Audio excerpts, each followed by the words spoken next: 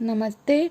आज हम 12वीं कक्षा के आरोह भाग 2 के काव्य खंड से उषा कविता पाठ का अध्ययन करेंगे।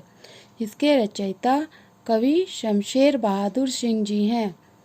उषा कविता में कवि शमशेर बहादुर सिंह ने विभिन्न प्रतीकों तथा बिंबों के माध्यम से प्रकृति के पल पल बदलते स्वरूप को स्पष्ट किया है। तो आइए अब इस कविता का पाठ करते हैं।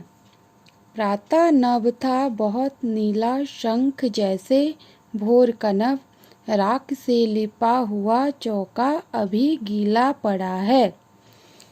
प्रातः मतलब सवेरा, नभ मतलब आकाश, लिपा हुआ मतलब पोता हुआ, चौका मतलब रसोई घर।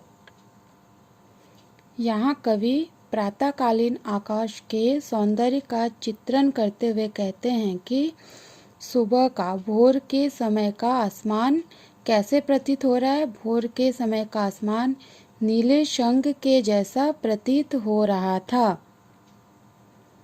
राख से लिपा हुआ चौका अभी गीला पड़ा है, मतलब सुबह का नम वातावरण से आसमान कैसे दिख रहा है। आसमान राख से लिपे हुए रसोई के गीले चौके के समान प्रतीत हो रहा था।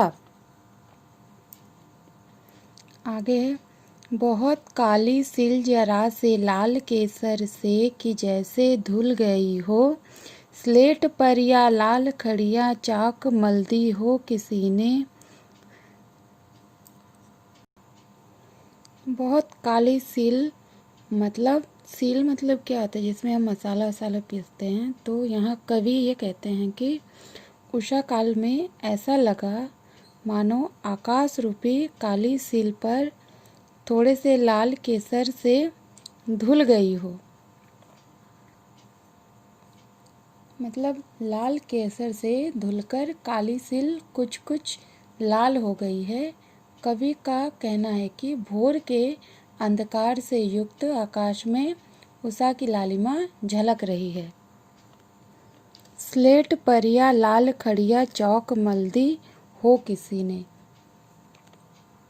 यहाँ कवि ये कहना चाह रहे हैं कि सूर्योदय के पहले आकाश में जो हल्का लालिमा युक्त जो आकाश दिख रहा है, वो कैसे दिख रहा है। वो ऐसे दिख रहा है जैसे किसी बच्चे ने, किसी बालक ने काली स्लेट पर लाल चौक मल दी हो।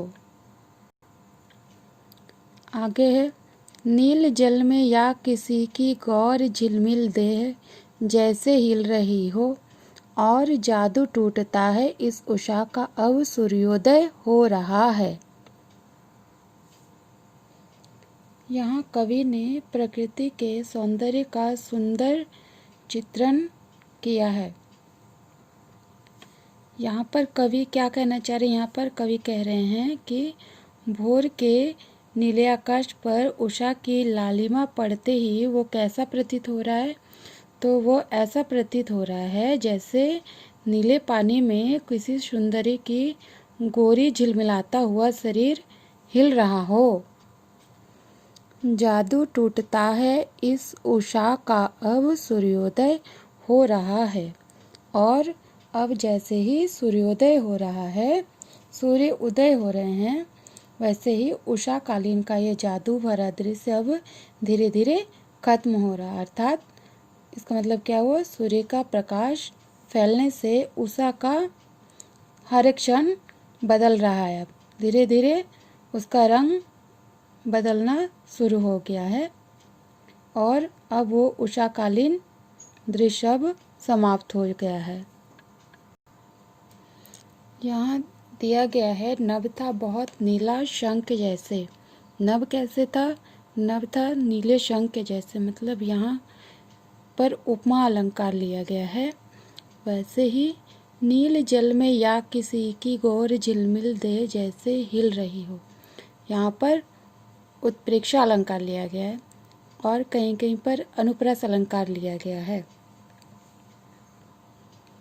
यहाँ इस कविता में कवि ने बिंबों का सहारा लेकर भोर के प्राकृतिक सौंदर्य को सजीव कर दिया है। यहाँ काव्यांश की शैली चित्रात्मक है।